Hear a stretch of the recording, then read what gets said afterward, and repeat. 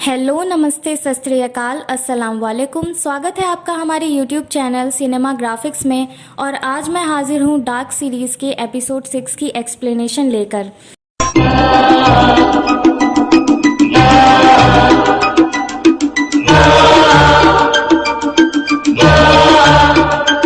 1896 में एपिसोड की स्टार्टिंग में हमें दिखाया जाता है कि रजीना को कैटरीना और अल्ड्रिच केव्स के सामने एक पेड़ से बांध देते हैं। रजीना हेल्प के लिए चिल्ला रही थी, तभी अचानक से केव से डरावनी आवाज़ें आने लगती हैं। रजीना बहुत डर जाती है और तभी उसकी नींद खुल जाती है, जो कि 2019 में थी और सपना देख रही थी। मतलब आज भी रजीना इस डर से बाहर नहीं आ पाई थी। अलेक्जेंडर उसे समझाने लगता है, हमें सिर्फ यही एक कपल हैं जिनमें सच में प्यार देखने मिलता है। अब हमें शार्लेट को दिखाया जाता है, जो कि पूरे पुलिस डिपार्टमेंट को डबल शिफ्ट में काम करने के लिए कहती है और कहती है कि पूरे विंडन का कोई भी घर बिना पूछताछ के नहीं बचेगा। शार्लेट के हिसाब से मुजरिम ने कोई ना कोई सबूत तो छोड़ा ही होगा। तभी हम देखते हैं कि स्कूल में मिकेल की पिक लगी है 2019 में, जबकि मिकेल 1986 में था, 2019 में नहीं।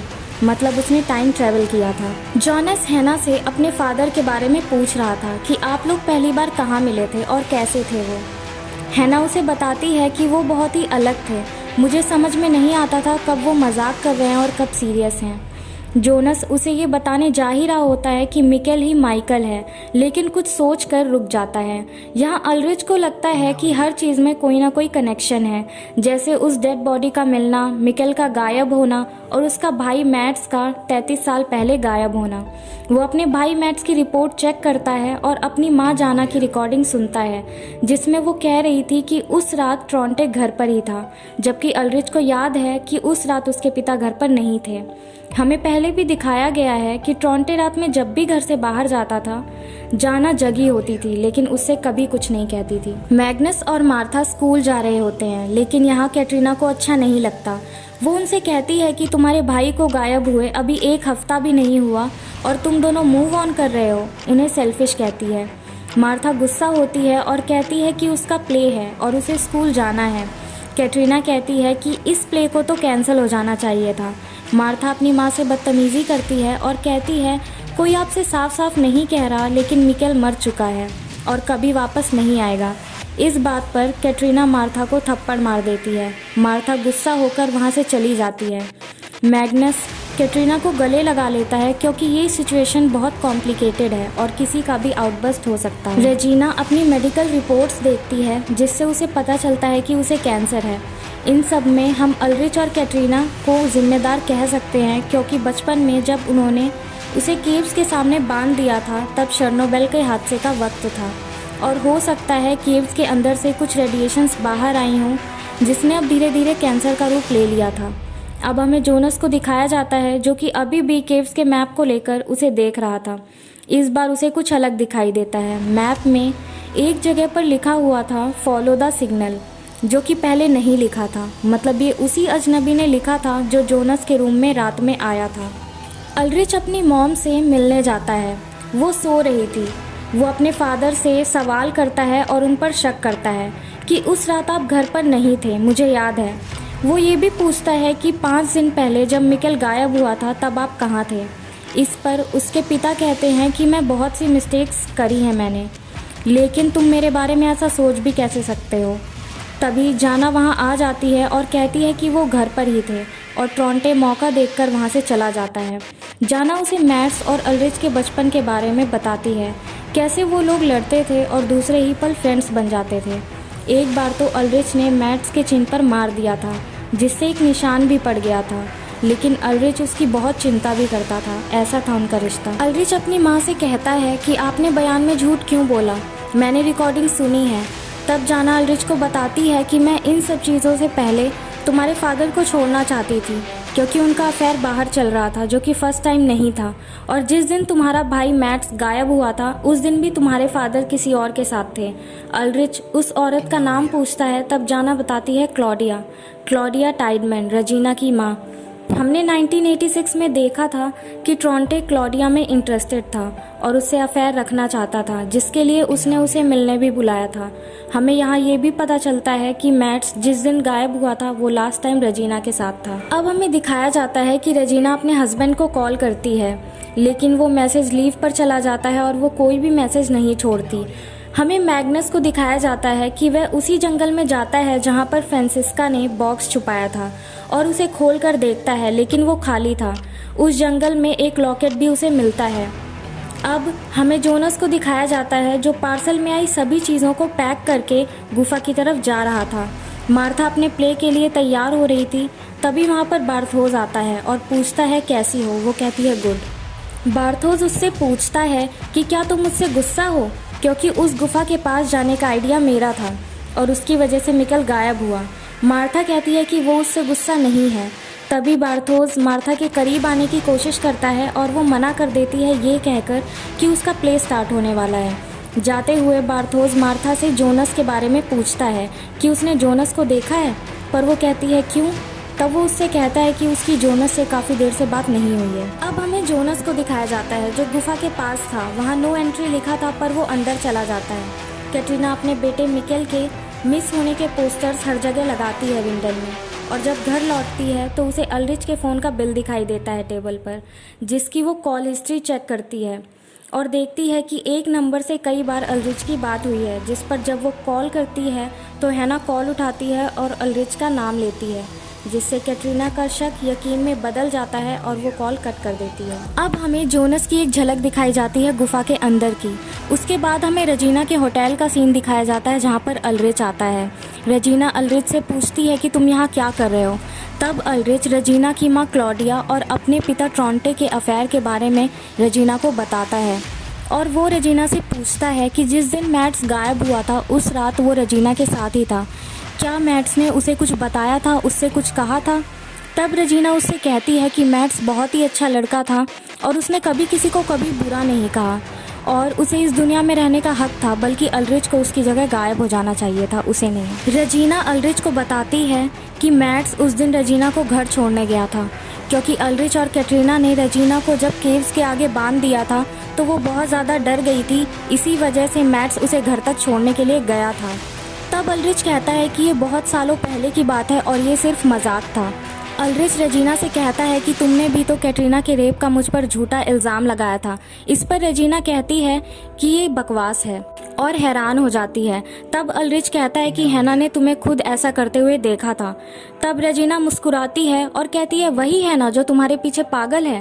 तब अल्रिच को हैना पर शक हो जाता है, क्योंकि अब भी हैना अल्रिच के लिए काफी ऑब्सेस्ड है। कैटरीना गाड़ी में बैठकर बच्चों के गायब होने की रेडियो न्यूज सुन रही थी, जिस पर कॉल करके अपनी पूरी भड़ास निकाल देती है और वो कहती है कि इन सब के पीछे कोई ऐसा इंसान हो सकता है जिसे हम लोग कॉफी पर बुलाते हैं। हम सब मिलते तो सबसे हैं, लेकिन जानते किसी को भी नहीं। इन सब हादसों के पीछे कोई भी इंसान हो सकता है। वह कहती है कि विंडन एक सड़ता हुआ जख्म है और हम सब उसका हिस्सा। अल्रिच हैना के सच को जानने के लिए पुलिस स्टेशन जाता है और वहाँ से एक पुलिस फाइल निकालता है जो इगॉन ने लिखी थी। तब उसे पता चलता है कि रेप का इल्ज़ाम उस पर हैना ने ही लगाया था। अब हमें दिखाया जाता है कि जाना का पति ट्रॉन्टे और शार्लेट का पति पीटर उसी बंकर के अंदर होते हैं जो हमें पहले भी कई बार दिखाया गया है। मार्था का प्ले भी चल रहा था और ऑडियंस में बार्थोस भी था। रेजिना होटल में इनकम चेक करते हुए रेडियो शो भी सुन रही थी जहां पर कैटरीना ने कॉल की थी। एलेक्जेंडर को एक एनवेलप पे रेजिना की मेडिकल रिपोर्ट मिलती है और हॉस्पिटल कॉल करने पर उसे पता चल जाता है कि रेजिना को कैंसर है और वो बहुत सीरियस है। जोनस को गुफा में एक लाल धागा मिलता है जो कि सेम वैसा ही था जो एक बार गुफा के बाहर उसकी साइकिल में मिला था। वो उसे फॉलो करते हुए अंदर जाता है। अल्रिच हैना के पास जाकर उसे कन्फ्रंट करता है कि उसे सब पता चल चुका है कि उस पर रेप का झूठा इल्ज़ाम उसने ही लगाया था और उसे बहुत कुछ कहता है। वो उसे कहता है कि तुम मेरे पीछे क्यों पड़ी हो और मुझे बर्बाद करना चाहती हो। अल्रिच उसे माइकल का भी ताना मार देता है, जिससे हैना अल्रिच को थप्पड़ मार देती है।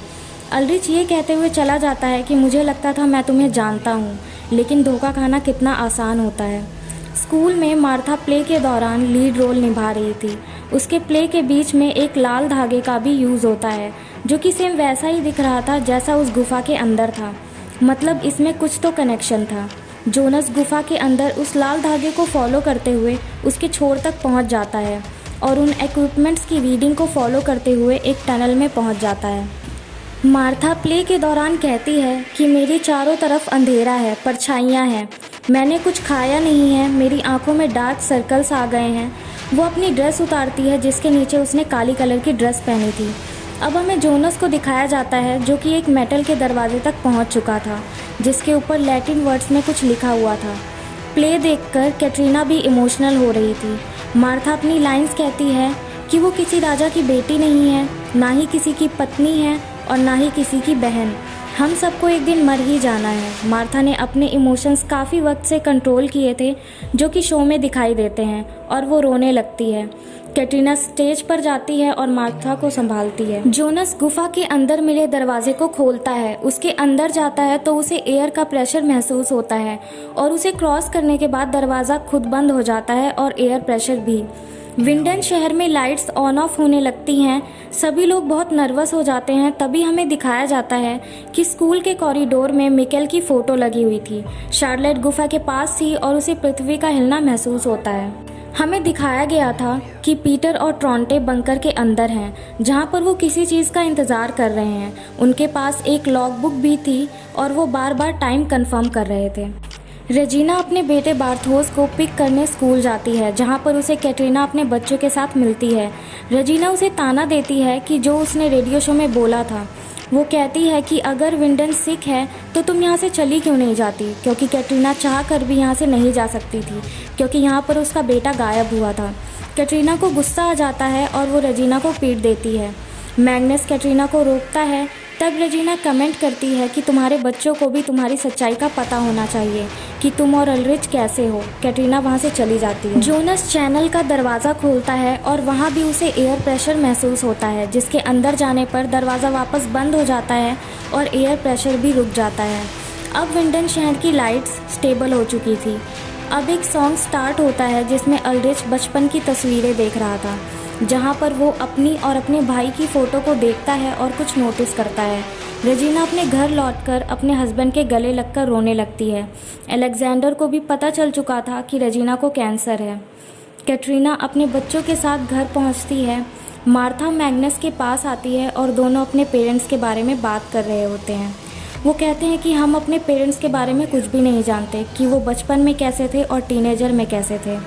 मैग्नस एक तरफ पलट जाता है और मार्था दूसरी तरफ। वो पेंडेंट टेबल पर रखा था जो मैग्नस को जंगल में मिला था। जोनस अब 1986 में पहुंच चुका था। वो गुफा से बाहर आता है, यहाँ बारिश हो रही थी। तभी उसे उसकी माँ यंग हैना को उसके फादर के साथ दिखाया जाता है जो कि जोनस को गाड़ी के अंदर आने के लिए ऑफ़र करती है क्योंकि हाल ही में शर्नोबेल का हादसा हुआ था और ये सिर्फ बारिश नहीं एसिड भी है और बाहर खतरनाक रेडिएशंस हो सकती हैं। जोनस हैना को पहचान लेता है क्योंकि उसके नाना ने हैना को उसके नाम से बुलाया था। जोनस अपनी माँ को यंग देखकर थोड़ा घबरा गया था और गाड़ी के अंदर आने से मना कर देता है। अब हमें 2019 का एक सीन दिखाया जाता है जहाँ पर अल्रिच उस डेड बॉडी के पास जाता है और उसके चिन्ह पर एक निशान देखता है जिसे देखकर वो समझ जाता है कि ये और कोई नहीं बल्कि उसका भाई मैट्स है जो कि 33 साल पहले अचानक गायब हो गया था और काफ़ी इमोशनल हो जाता है। अल्रिच ने मैट्स का केस तो सॉल्व कर लिया था। इसी के साथ ये एपिसोड भी ख़त्म हो जाता है। अगर आपको ये एक्सप्लेनेशन अच्छा लगा हो तो चैनल को लाइक, शेयर और सब्सक्राइब करना मत भूलिएगा। Thank you.